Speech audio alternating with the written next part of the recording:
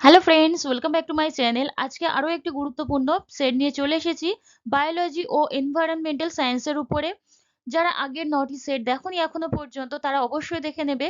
আর food SI exam যারা দেবে তাদের জন্য এটা সাজেশন হিসেবে খুব ভালো একটা কাজ করবে, কারণ এর থেকে তোমরা অনেক প্রশ্ন কমন পেয়ে যাবে। ইম্পর্টেন্ট আজকের 11টি টপিকের উপরে আমি অ্যানালাইসিস করব। তোমরা প্রত্যেকটা সেট ভালো করে দেখো এবং বারবার করে প্র্যাকটিস করবে।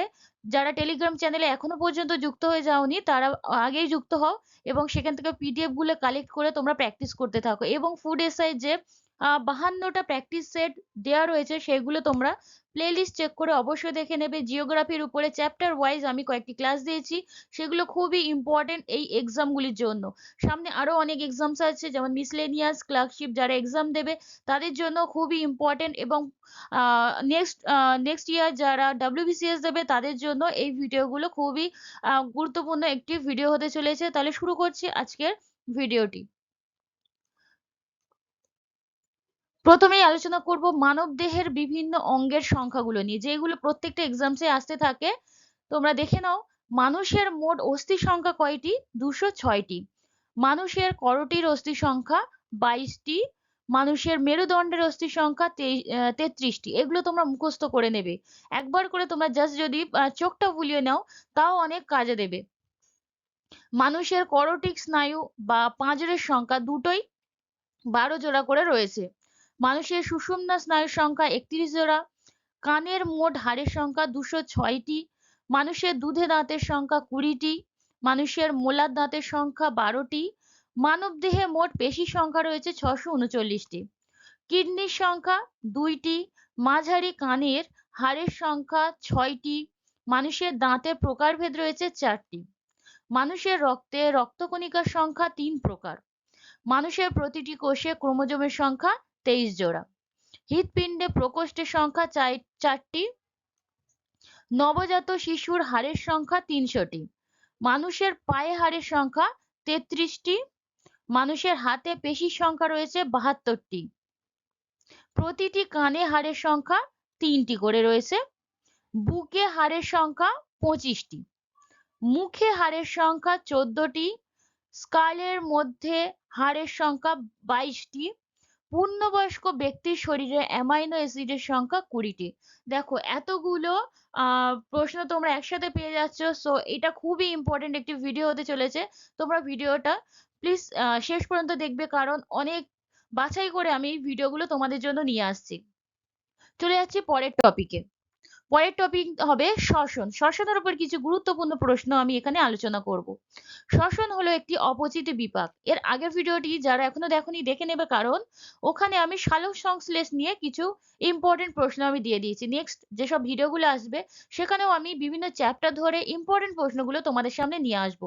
এবং পরবর্তীকালে যখন এই এক্সামসটার প্রিপারেশন মোটামুটি হয়ে যাবে, আমি তখন চ্যাপ্টার ধরে যেমন ক্লাস দিচ্ছিলাম সেখানে তোমরা প্রত্যেকটা চ্যাপ্টারের উপরে যত প্রশ্ন আছে সবকটা পেয়ে যাবে। শ্বসন হলো দুই প্রকার, সবাত শ্বসন ও অবাত শ্বসন। সবাত শ্বসনে দুটি পর্যায় রয়েছে, গ্লাইকোলাইসিস এবং ক্রেবস চক্র। গ্লাইকোলাইসিস ঘটে কোষের সাইটোপ্লাজমে আর ক্রেবস চক্র ঘটে মাইটোকন্ড্রিয়া। এটা গেল সবাত শ্বসন। এবং অবাত শ্বসন কোথায় ঘটে? সাইটোপ্লাজমে। সকল প্রকার শ্বসনের সাধারণ পর্যায় হলো গ্লাইকোলাইসিস। মাইটোকন্ড্রিয়াকে কোষের শক্তিঘর বলা হয়, এটা প্রত্যেকেই জানো এবং এই প্রশ্নটা খুবই ইম্পর্টেন্ট। মাইটোকন্ড্রিয়াকে কোষের শক্তিঘর বলা হয়। গ্লাইকোলাইসিসের অপর নাম ইএমপি পথ। গ্লাইকোলাইসিসে উৎপন্ন হয় পাইরুভিক অ্যাসিড। ক্রেবস চক্রের অপর নাম সাইট্রিক অ্যাসিড চক্র, কারণ এখানে সাইট্রিক অ্যাসিড উৎপন্ন হয়। প্রধান শ্বসন বস্তু কি? সেটা হলো গ্লুকোজ। শ্বসনে জীব অক্সিজেন গ্রহণ ও কার্বন ডাই অক্সাইড বর্জন করে। তাহলে এখান থেকে তোমরা পেয়ে যাচ্ছ সালোক সংশ্লেষে জীব কি গ্রহণ করে? সেখানে কার্বন ডাই অক্সাইড গ্রহণ করে আর অক্সিজেন বর্জন করে। এটা তার ঠিক অপোজিটটা হবে। শ্বসনে উৎপন্ন হয় তাপ শক্তি বা গতিশক্তি।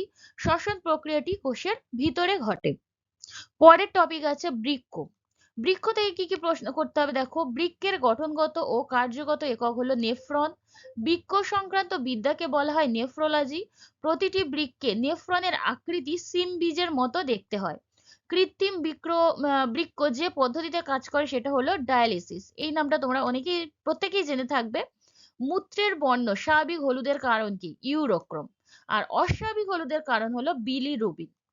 মূত্রের সাথে রক্ত নির্গত হয় হিমাচুরিয়া হলে, হিমাচুরিয়া একটি রোগের নাম, এটা হলে মূত্রের সাথে রক্ত নির্গত হয়।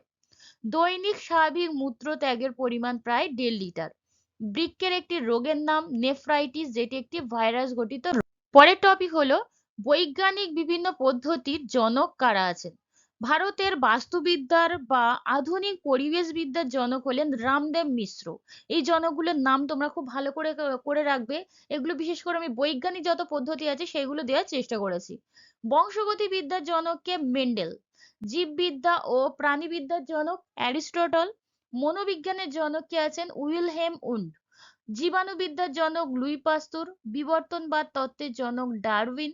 জীববৈচিত্র্যের জনক এডওয়ার্ড ও উইলসন।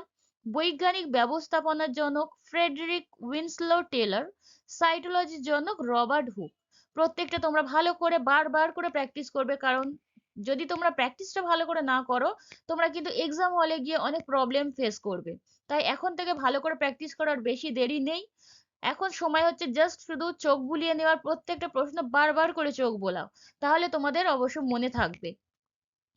তো এরপরে আছে বিভিন্ন উপক্ষারের নাম ও উৎস। বিভিন্ন উপক্ষার, দেখো ডাটুরিন, এই ডাটুরিনটা কি কাজে লাগে? ডাটুরিন হলো একটি উপক্ষার, সেটি হাঁপানির ঔষধ হিসাবে ব্যবহৃত হয় এবং এটি পাওয়া যায় ধুতুরা গাছের পাতা বা ফল থেকে। প্রথমত দেখতে হবে এটা কোন গাছ থেকে পাওয়া যায়, তারপরে দেখতে হবে গাছের ঠিক কোন অংশ থেকে পাওয়া যায়, সেটা খুবই ইম্পর্টেন্ট। যে কোনো ভাবে তোমাদেরকে এই প্রশ্নটা জিজ্ঞেস করতে পারে। উচ্চ রক্তচাপ কমাতে যে উপক্ষার ব্যবহৃত সেটা হলো রেসারপিন, এটা সর্পগন্ধা গাছের মূল থেকে পাওয়া যায়। ব্যথা বেদনার উপশম ও গাঢ় নিদ্রার জন্য ব্যবহৃত উপক্ষার হলো মরফিন, এটি আফিং গাছের কাঁচা ফলের ত্বক থেকে পাওয়া যায়। পেটের পীড়ার ওষুধ, এটা নাম হলো স্ট্রিকনিন, এটা নাক্স ভূমিকা বা কুচেলা গাছের বীজ থেকে পাওয়া যায়। পেটের সমস্যা ও বমিভাব উদ্রেককারী হলো উপক্ষার এমিটিন, এটি ইপিকাক গাছের মূল থেকে পাওয়া যায়। রক্তচাপ বৃদ্ধি অ্যাট্রোপিন, বেলেডোনা গাছের ফল ও পাতা থেকে পাওয়া যায়। ব্যথা ও জ্বরের ঔষধের নাম হলো অ্যাসপিরিন, এই নামটাও খুবই ইম্পর্টেন্ট, এটাও তার সাথে সাথে জেনে রাখো। বিভিন্ন প্রাণীর বিজ্ঞানসম্মত নামগুলো দেখে নাও। এটা থেকে প্রশ্ন ইদানিং করে খুবই দেখা যাচ্ছে, তাই এই বিজ্ঞানসম্মত নামগুলো জেনে রাখা জরুরি। বিভিন্ন প্রাণী, পরবর্তীকালে বিভিন্ন উদ্ভিদের যেসব বিজ্ঞানসম্মত নাম আছে সেইগুলো আমি প্রোভাইড করে দেব। আর যাদের কোনো টপিক নিয়ে কোনো এনকোয়ারি আছে বা তোমাদের কোনো নোটস লাগবে, তারা অবশ্যই টেলিগ্রাম চ্যানেলে গিয়ে বলবে, আমি সময় মতো সেটা তোমাদের সামনে দিয়ে দেবো। কেউটে সাপের বিজ্ঞানসম্মত নাম হলো ন্যাজা ন্যাজা। রুই মাছের লেবিও রোহিতা, মৌমাছির এপিস ইন্ডিকা, বাঘ প্যান্থেরা টাইগ্রিস, কুকুরের ক্যানিস ফ্যামিলিয়ারিস, ছাগলের ক্যাপ্রাহিরকাস, বানরের ম্যাকাকা মুলাটা, বিড়ালের ফেলিস ডোমেস্টিকা, ফয়রার কলম্বিয়া লিভিয়া, মানুষের হোমোসেপিয়েন্স। মানুষটা অবশ্যই করে দেখে রাখবে এবং বাকিগুলো দেখে রাখবে। কাঁকড়ার কার্সিনাস ম্যানিয়াস, ময়ূর পাভো ক্রিস্টেসাস। একবার করে যদি দেখো না, তোমাদের অবশ্যই, তোমাদের যখন অপশন গুলো পাবে তোমাদের ঠিক বুঝতে পারবে কোনটা অ্যান্সার, একবার করে অন্তত দেখে রাখবে। প্রজাপতির পিয়েরিস ব্রাসিকা, ইঁদুরের ব্র্যান্ডিকোটা বেঙ্গালেন্সিস, মশার কিউলেক্স পিপিয়েন্স, মাছির মুস্কা ডোমেস্টিকা, কচ্ছপের লেসেমিস পাংটাটা। পরের টপিক হচ্ছে বিভিন্ন রোগ সৃষ্টিকারী জীবাণুদের নাম। প্রথমে আছে হার্ট অ্যাটাক। হার্ট অ্যাটাক কি থেকে হয়? হার্ট অ্যাটাক হয় রক্তে কোলেস্টেরল যখন বৃদ্ধি পায়, এর থেকে হার্ট অ্যাটাক দেখা যায়। টাইফয়েড, সালমোনেলা টাইফোসা, এই জীবাণুটা, এটা ব্যাকটেরিয়ার একটি জীবাণু। কুষ্ঠ, মাইক্রোব্যাকটেরিয়াম লেপ্রি, একটা ব্যাকটেরিয়া সংক্রমণের ফলে ঘটে। টিটেনাস বা ধনুষ্টঙ্কার Clostridium tetany. Pneumonia, diplococcus pneumoniae, এটা ব্যাকটেরিয়াল একটি রোগ। যক্ষা, মাইক্রোব্যাকটেরিয়াম লেপ্রি, ব্যাকটেরিয়া ঘটিত। কলেরা, ভিব্রিও কলেরি, এটিও ব্যাকটেরিয়া ঘটিত। রিউম্যাটিক জ্বর, স্ট্রেপ্টোকক্কাস পায়োজিনস, ব্যাকটেরিয়া ঘটিত। ডিফথেরিয়া, করিনি ব্যাকটেরিয়া ডিফথেরি।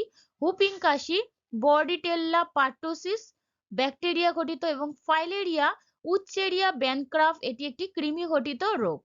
তাহলে বোঝা গেল কোনটা ব্যাকটেরিয়া ঘটিত, কোনটা কৃমি ঘটিত। এর পরবর্তীকালে আরো বিভিন্ন রোগ নিয়ে আলোচনা করব, তার জন্য পরবর্তী ভিডিওগুলো তোমাদেরকে শুরু থেকে শেষ পর্যন্ত অবশ্যই দেখতে হবে।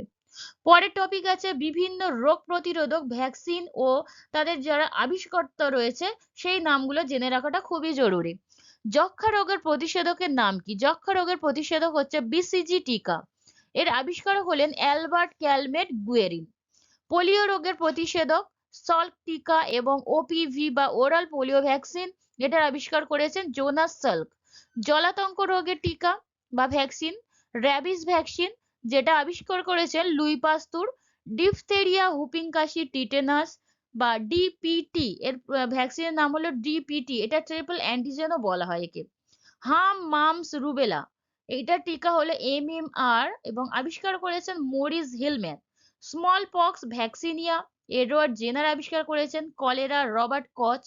চিকেন পক্স ভ্যারিসেল্লা, যা আবিষ্কার করেছেন Thomas Weller. Influenza Thomas Francis আবিষ্কার করেছেন। এটা ইনফ্লুয়েঞ্জা ভাইরাস, যেগুলো নাম কমন আছে নামের সাথে ভ্যাকসিন সেগুলো আমি দিইনি, সেগুলো তোমরা দেখলেই তোমরা অ্যান্সার করে দিতে পারবে এবং সেগুলো অতটা ইম্পর্টেন্টও নয়। যেগুলো ইম্পর্টেন্ট আমি জাস্ট সেই রোগগুলো নিয়ে তোমাদের সঙ্গে আলোচনা করছি। টাইফয়েড আলমার্থ এডওয়ার্ড রাইট, টাইফয়েডের ভ্যাকসিন আবিষ্কার করেছেন আলমার্থ এডওয়ার্ড রাইট। পরের টপিক পরিবেশ বিষয়ক বিভিন্ন সংস্থার নাম এবং সেটি কি উদ্দেশ্যে তৈরি করা হয়েছে বা কোথায় অবস্থিত, যেগুলো ইম্পর্টেন্ট আমি সেগুলো নিয়ে তোমাদের সঙ্গে আলোচনা করব। Herbarium of forest research institute, এটা রয়েছে কোথায়? দেরাদুন, উত্তরাখণ্ডে। ভারতের বৃহত্তম সেন্ট্রাল ন্যাশনাল হার্বেরিয়াম, যেটা রয়েছে শিবপুর, হাওড়াতে এবং তার নাম হলো Indian botanical garden. Central drug research institute of India রয়েছে লখনৌতে। Indian board of wild life, এটি একটি জাতীয় উদ্যান, অভয়ারণ্য ও ভূতাত্ত্বিক উদ্যানগুলি বিকাশের জন্য পরামর্শ দানের উদ্দেশ্যে গঠিত হয়েছিল। ন্যাশনাল ওয়েস্টল্যান্ড ডেভেলপমেন্ট বোর্ড, যা জমির অবক্ষয়, বাস্তুসংস্থান পুনরুদ্ধার, জাতীয় স্তরে জ্বালানি কাঠ ও পশুখাদ্যের ক্রমবর্ধমান চাহিদা মেটানোর উদ্দেশ্যে এই সংস্থাটি তৈরি হয়। United states environmental protection agency, এটি পরিবেশগত মূল্যায়ন, গবেষণা ও শিক্ষা পরিচালনার উদ্দেশ্যে তৈরি হয়। ইন্টারন্যাশনাল মেরিন কনসালটেটিভ অর্গানাইজেশন, যা দূর সমুদ্রে জাহাজ চলাচল ও সমুদ্র দূষণ নিবারণ করার জন্য গঠিত হয়।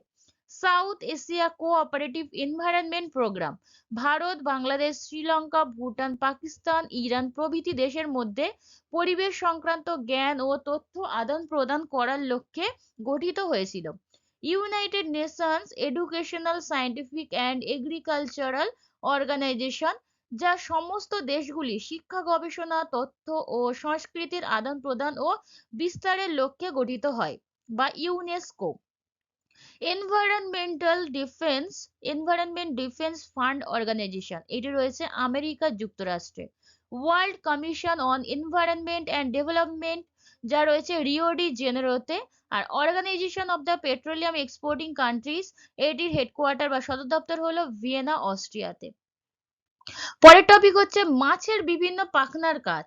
মাছের যেসব পাখনা আছে এবং সেগুলো তাদের নাম কি বা সেগুলো কি কি কাজে ব্যবহৃত হয় সেই নামগুলো আমাদের জেনে রাখতে হবে।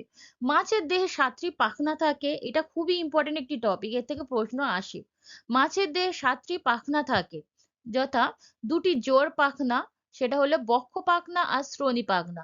আর 3টি বিজোড় পাখনা রয়েছে, সেটা হলো পৃষ্ঠ পাখনা, পুচ্ছ পাখনা, পায়ু পাখনা। তাহলে টোটাল 7টি পাখনা রয়েছে। মাছের প্রধান গমনাঙ্গ হলো পাখনা। দেখো এই প্রধান গমনাঙ্গ যেহেতু পাখনা, তাই এটা ভেরি ভেরি ইম্পর্টেন্ট। মাছকে জলে ডুবতে সাহায্য করে বক্ষ পাখনা, আর মাছকে জলে ভাসতে সাহায্য করে শ্রোণী পাখনা। যে 2টি করে পাখনা, বক্ষ পাখনা, শ্রোণী পাখনা রয়েছে, সেটা মাছকে জলে ডুবতে ও ভাসতে সাহায্য করে। মাছের দিক পরিবর্তনে সাহায্য করে পুচ্ছ পাখনা। মাছের গমনের সময় মাছকে সামনের দিকে এগোতে সাহায্য করে পৃষ্ঠ পাখনা। জলে থাকাকালীন মাছের দেহের ভারসাম্য রক্ষা করে পায়ু পাখনা।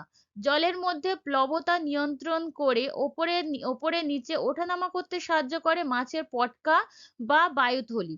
মাছকে গমনে সাহায্য করে মাছের মেরুদণ্ডের দুপাশে অবস্থিত ভি আকৃতির মায়োটম পেশি। মাছের মেরুদণ্ডের দুপাশে অবস্থিত ভি আকৃতির মায়োটম পেশি রয়েছে, যা মাছকে গমনে সাহায্য করে। তাহলে পাখনাগুলোর সাথে সাথে এই যে মায়োটম পেশি সেটা কি আকৃতি, সেটা কোথায় অবস্থিত, সেটাও জেনে রাখাটা খুবই জরুরি। পরের টপিক হচ্ছে বিভিন্ন রোগ সমীক্ষার পদ্ধতি এবং সেই পদ্ধতিগুলোর নাম দেখে নাও। এইডস রোগ নির্ণয় করে এলাইজা পরীক্ষার মাধ্যমে এইডস রোগ নির্ণয় করা হয়। টাইফয়েড রোগ নির্ণয় করা হয় ওয়াইডাল পরীক্ষার মাধ্যমে। কোভিড-19 RT-PCR টেস্ট করে। ক্যান্সার বায়োপসি করা হয়। থ্যালাসেমিয়া হিমোগ্লোবিন টেস্ট করে নিরীক্ষা বা নির্ণয় করা হয়। কলেরা কচের টেস্ট করা হয়। জন্ডিস নির্ণয় করা হয় বিলিরুবিন টেস্ট করে। প্লেগ ওয়েসন স্টেন টেস্টের মাধ্যমে। কুষ্ঠরোগ স্কিন বায়োপসির মাধ্যমে। আর যক্ষ্মা টেস্ট করা হয় ম্যানটক্স টেস্টের মাধ্যমে। অ্যামিওসেন্টেসিস টেস্টটি সরকারের তরফ থেকে নিষিদ্ধ করা হয়েছে। এটা একটা কারেন্ট অ্যাফেয়ার্স এর প্রশ্ন হিসেবে ধরা যেতে পারে, তাই এই নামটাও তোমরা জেনে রাখো, অ্যামনিওসেন্টেসিস টেস্ট, এটা সরকারের তরফ থেকে নিষিদ্ধ করা হয়েছে। আজকের ভিডিওটা এই পর্যন্ত। যদি ভিডিওটা ভালো লেগে থাকে তবে অবশ্যই কমেন্ট করে জানাবে, আর চ্যানেলে নতুন হয়ে থাকলে সাবস্ক্রাইব করে রাখবে, পাশে থাকা বেল আইকনটি অন করে রাখবে যাতে সবার প্রথমে আপকামিং যত ভিডিও আসবে সেগুলোর নোটিফিকেশন তোমরা সবার প্রথমে পেয়ে যেতে পারো। তাহলে আজকে ভিডিওটা এখানেই শেষ করছি। শেষ পর্যন্ত দেখার জন্য তোমাদেরকে অসংখ্য ধন্যবাদ। Good bye.